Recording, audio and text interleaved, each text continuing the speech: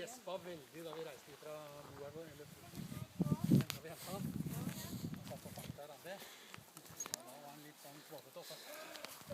Sånn der stressgjesping, vet du. Ja. Det er ikke greit.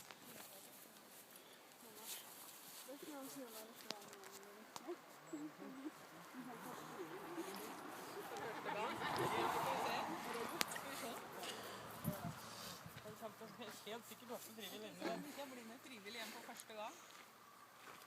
Skal du hjem, Jonas? Skal vi dra hjem? Være på det samme kastet. Skal det mormor gå seg? Nei.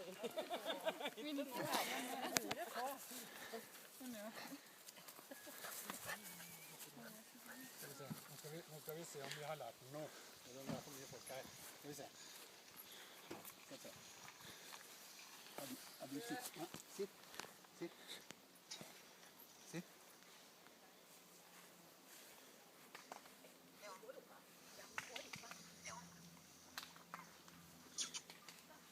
Å, kom! Jeg kom! Å, så flink ut!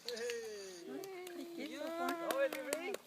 Så flink ut! Den kom fort. Denne var 2 dager, Katta.